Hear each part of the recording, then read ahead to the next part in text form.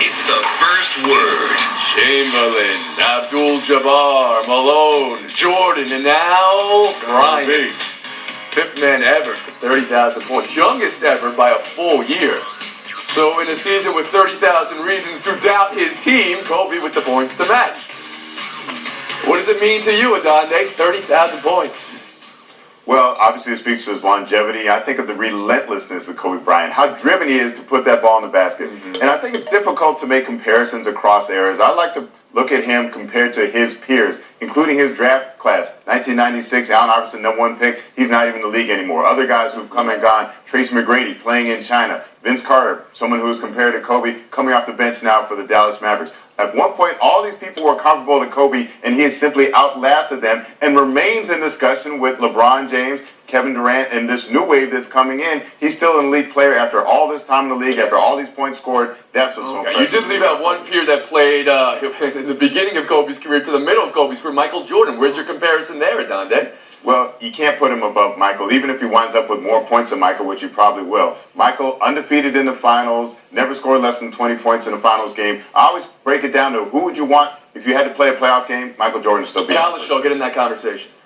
As the only panelist with roughly 30,000 points, think about it, 1,150 shows? It's going to be right around there. It's quite an achievement in any league to do this. But here's why it is for Kobe. When Michael Jordan came in 1984, NBA teams averaged 110 points a game. When Kobe came in, 91 points a game. Their 20 points went missing over about a 15-year span. It's a lot harder to score now, and certainly if you went back to the Chamberlain era or anything like that, it's nothing like that.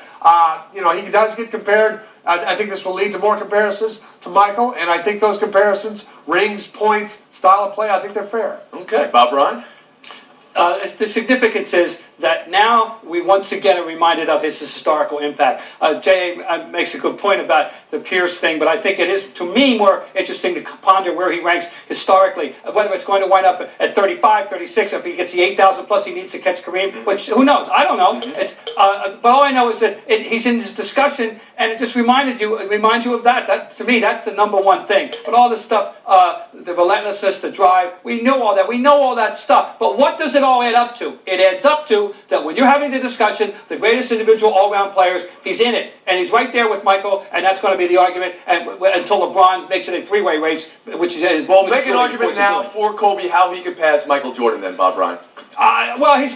Pass him, winning more multiple championships would get people's attention. I don't think that's going to happen. So it's not going to be, he's not going to catch him in that regard, I don't think. Okay? Israel. So, I'll say this, Tony. If you get him a sixth ring, and he ends up with more points overall than Michael Jordan, how can you not at least call them even right there? I mean, Look, there was a stretch in his career, even when he went from that phase from being super athletic to adjusting his game the way Michael did, where Kobe was the most feared scorer in the league. You felt helpless every time he turned around to shoot that fadeaway. It's the same exact way you felt with Michael Jordan. Defensively, he was right there at the prime of his career, and the longevity factor cannot be overlooked. He's playing at 34, which is, an extra 3 or 4 years, obviously, because he came out of high school, at a level where he's leading the league in scoring. He's percentage-wise shooting a great percentage for him. He might be getting more efficient as his career moves along. If he ends up number 2, maybe even number 1, which he can get to at all time in scoring, you have to at least consider him even with Michael Jordan. Back to your consideration.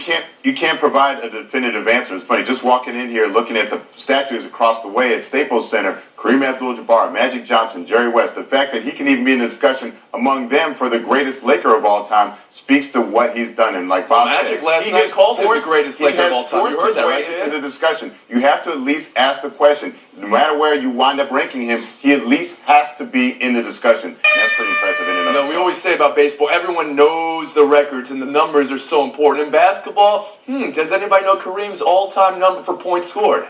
38 range. 17. 3837 is the number. They had a 7 in it. Like Size is right. No, I got the number completely wrong. I just said 4. 38387. There we go. That's exactly what we're trying to prove here. We're going to move on.